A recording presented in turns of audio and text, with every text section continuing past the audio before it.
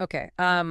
Let's just unpack this right out of the gate. Yeah, let's get into it. Usually when we sit down to do a deep dive for you, we're looking at something with a bit of historical distance. Like a scandal from 10 years ago. Right, or a cold case that has finally been cracked. Exactly. But today we are looking at something that is literally unfolding right now. It is February 2026. This isn't history, No, it is current events. and it is incredibly raw. Honestly, reading through the case files you sent over last night, it felt heavy. Really heavy. Heavier than usual, for sure. I felt the exact same way. We're talking about this case coming out of Indore, India. And on the surface, if you just scroll past the headline, it looks like a standard, albeit tragic crime report. Student found dead, partner arrested. We see it way too often. We do. But once you actually peel back the layers on this one for you guys, the details are just terrifying. We aren't just talking about a crime of passion here. No, absolutely not. I mean, crime of passion implies a sudden snap, right? A momentary loss of control. Right, a heat-of-the-moment thing. Exactly. But what we are seeing in the Indore case involving this 24-year-old MBA student and her boyfriend Piyush is something far more complex. And disturbing. Very.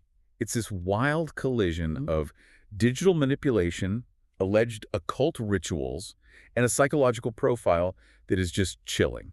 And that is exactly our mission for this deep dive. We aren't just going to sit here and recount a timeline of horror for you. We need to understand the why. The psychology behind it. Right. How does a young man, an MBA student who supposedly has this bright corporate future, go from sitting in a classroom to becoming the subject of a national manhunt? A manhunt that involves witchcraft allegations, no less. It is crazy. And to figure this out, we are lacing this entire conversation on the official police reconstruction. And the digital data analysis, forensic reports, and the psychological profiles of the accused. Right. We have to look at what criminologists call possessive obsession homicide. Because honestly, that is the only framework that makes sense of the senseless here. So let's start with the people involved. Before the police tape and the news vans, who are they? At the center, you have two young people who look on paper anyway like the picture of success. The victim is a 24-year-old female MBA student. She was living in a rented flat in Indore. And by all accounts, she's ambitious, normal, moving forward with her life. And then you have the accused Piyush Damnodia, sometimes spelled Danotia in the reports. They were classmates, and they were in a relationship. But looking at the days leading up to the crime, specifically February 9th and 10th, the cracks were already showing. Definitely. This wasn't a happy couple scenario that just suddenly went wrong one night. No, and that is a crucial distinction for you to keep in mind. Friends and witnesses reported frequent fights. But pay attention to what the fights were actually about. It wasn't about, who left the dishes in the sink. It was about access. Yes. It was about intense jealousy and control.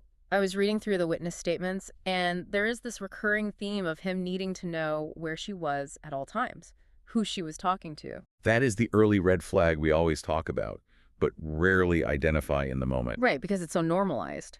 Exactly. In these types of dynamics, the perpetrator often disguises control as concern. They say things like, "I'm just worried about you." Or, "I just love you so much, I need to know you're safe." Right. But the report suggests this was emotional dependency weaponized. He didn't just want to be with her, he wanted to monitor her.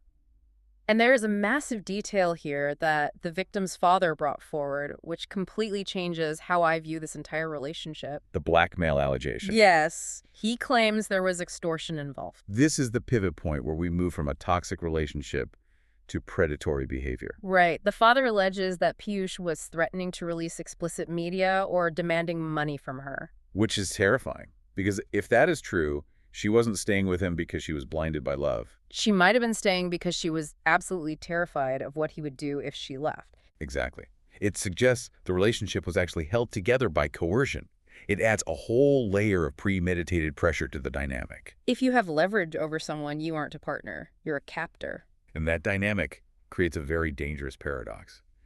He wants to own her, but he knows she desperately wants to escape. Which brings us to the critical day. February 11th, 2026. Right. The victim tells her family she is going to a birthday gathering or meeting friends. Standard stuff. A standard white lie. And in this context, that lie is likely a survival mechanism. How so? Well, she probably knew her family wouldn't approve of her seeing him, or she was just trying to protect them from the stress of it all. That makes sense. But by isolating herself, by ensuring her family didn't know where she really was, She inadvertently removed her own safety net. She goes to Piyush's rented room in the Dwarkapuri area instead. And according to the police reconstruction, which relies heavily on digital forensics and his later statements, the violence starts almost immediately. The trigger was suspicion, right? Yes. He suspected she was talking to someone else. Jealousy again? But specifically, it is about a loss of control. In a healthy relationship, jealousy is an emotion you talk through. You communicate. Right. But in a possessive obsession, the partner talking to someone else is viewed as a theft of property. Wow. It's the mindset of, you are mine, so your attention belongs strictly to me. That argument escalated into a heated confrontation. And this is where it gets really dark. We aren't just talking about a shouting match anymore. The sources say he physically restrained her. This is the exact moment it shifts from a verbal dispute to physical dominance. He allegedly gagged her and then strangled her. And the reports mention specifically that it was likely ligature strangulation, using a rope or a piece of cloth. Yes. I want to pause there because that distinction, ligature versus manual, it matters legally, doesn't it? It matters immensely. Manual strangulation using your bare hands can sometimes be argued by a defense team as a spur-of-the-moment loss of control. A crime of passion defense. Exactly. But a ligature requires steps. You have to find the object, you have to pick it up, you have to wrap it around the person's neck. That requires a sequence of decisions. It implies intent. Intent to silence and destroy. It's not an accident. Not at all. And we have to be clear about the physiology here for you listening. Strangulation is not like the movies. It isn't instant. No, it takes minutes of sustained, forceful pressure to cause death. Yeah. That means the perpetrator has 60, 120, maybe 180 seconds to look at the victim. To see them struggling. And choose to keep going. That is just chilling. It completely marks the shift from impulsive anger to cold-blooded execution. Precisely. Now, if the story ended there, it would be an absolute tragedy. But what happened after the death, this is what has really shocked the public. The aftermath. Right. The police reports actually call this the most disturbing phase. Because he didn't just run. No, he didn't. And this is where the psychological profile really starts screaming at us. He allegedly remained in the room with the body for hours. Hours. And the details, I mean, I had to reread this part of the forensic and police report 3 times to make sure I wasn't misunderstanding it. It's a lot to take in. He reportedly went out to buy beer, came back to the room, and drank it while sitting beside her dead body. It's grotesque. It is almost impossible for a rational mind to comprehend. How does someone even do that? Psychologically, it speaks to a massive detachment or dissociation.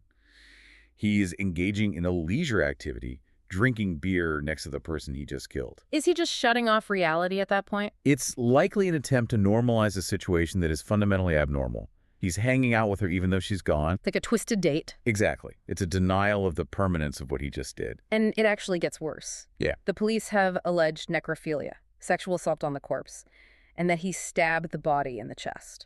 That allegation that necrophilia takes this into a very different category of criminality. We are looking at what the law calls depravity. Why do that, though? I know we can't get inside his head perfectly, but does that fit the possessive profile you mentioned earlier? Tragically, yes, it does.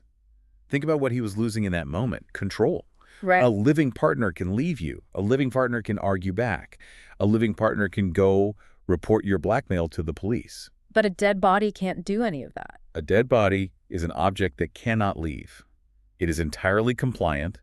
By assaulting the body, the killer is reclaiming the total ownership he felt he was losing. The ultimate twisted realization of, if I can't have you, no one can. Exactly. It makes your skin crawl. And while he is committing this physical horror, he is also actively managing the digital front. Yeah. He used her phone, right? Yes. This is known as post-defense staging behavior. Yeah. He used the victim's phone to send messages to her family, pretending she was still alive. Saying things like, I'm at the party or I'm busy. Right. He was trying to buy time to delay the suspicion of her family and friends so he could figure out his next move. But he didn't just fake being alive. I saw a note in the data analysis here that he even posted inappropriate content in her college WhatsApp group using her phone. Which is incredibly cruel. It tarnishes her reputation while she lies dead in his room. It's a form of digital abuse that continues after death.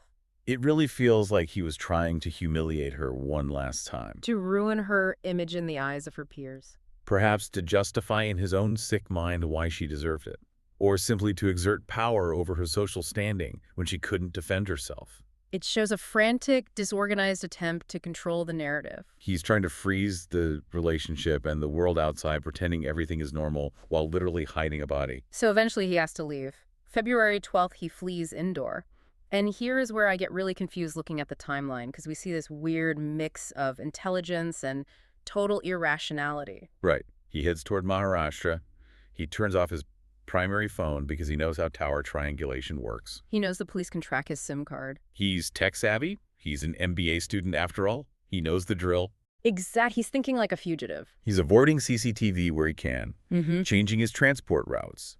The police eventually had to piece his movement together using a mix of scattered footage and transport logs. He was definitely making it hard for them. But then the twist happens. And honestly, this is the part where the story veers into something out of a horror movie for me. He is hiding out near Panvel. He's on the run. He should be keeping a low profile. Right. But what is he doing on his browser history? He's performing rituals. Rituals. Yes. The police reports indicate that while he was successfully dodging cell towers, he was searching online for ways to communicate with spirits.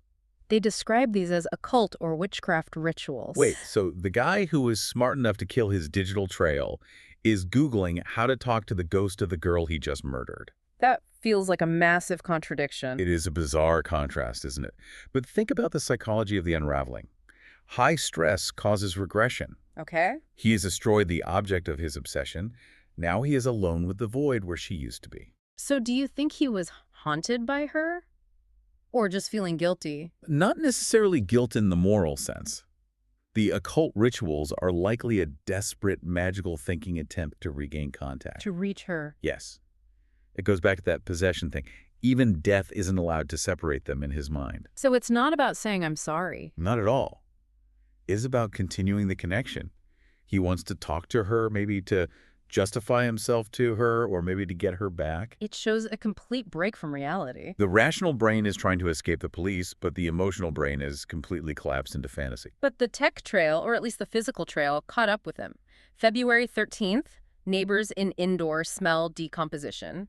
Police break in and find the body. And by the 14th and 15th, they track him down near Panvel and make the arrest. And this is where we get to see the man behind the monster. When he is arrested, and especially when he is interacting with the media later, his demeanor is just infuriating. I saw the clips. He wasn't hiding his face at all. He wasn't crying, he was smirking. He literally dismissed reporters' questions. He said something along the lines of, "It's done, leave it." It's done, leave it. That phrase is going to be used heavily by the prosecution, I guarantee it. What does it tell you psychologically? It implies, I did what I did. It's over. Why are you making a fuss? It shows a profound lack of remorse. Is that just a defense mechanism? Is he in shock, or is he just evil? It fits the pattern we've been talking about of viewing the victim as property. If you break your own phone, you might be annoyed, but you don't feel guilt in a moral sense because it was yours to break. That is a terrifying analogy, but it makes sense. That seems to be his mindset. He viewed her as his territory. Now that the territory is destroyed, he just wants to move on. It is pathologic narcissism. So what does this all mean legally? I mean, looking at the charges, they are throwing the book at him. They have to. We're looking at Section 302 of the Indian Penal Code for murder. Section 376 for rape. And if the necrophilia charge holds up, that complicates things legally, but certainly adds to the heinousness of the act. Then there is Section 201 for destruction of evidence. And likely various IT laws for the digital exploitation on her WhatsApp. And the punishment. The public is loudly calling for the death penalty. The baseline for murder in India is life imprisonment. But there's a classification called rarest of rare, which allows for the death penalty. Does this case qualify for that? I would argue the prosecution has a very strong case for it, given the brutality. The strangulation and the alleged necrophilia. The stabbing and the complete lack of remorse shown post-arrest. This shocks the collective conscience. Indian courts reserve the death penalty for cases exactly like this, where the depravity is exceptional. They do. This case has triggered massive outrage across India. I mean, it is everywhere in the news. Why did this specific case strike such a nerve? We see domestic violence headlines, sadly, all the time. I think it's because it hits on three very raw nerves simultaneously for people. First, the betrayal. This wasn't a stranger jumping out of the bushes. Right, the danger was inside the circle. It was the boyfriend, the classmate. The person she was supposed to trust.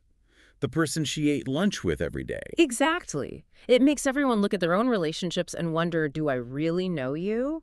Second, the combination of elements. You have sexual violence, which always sparks outrage.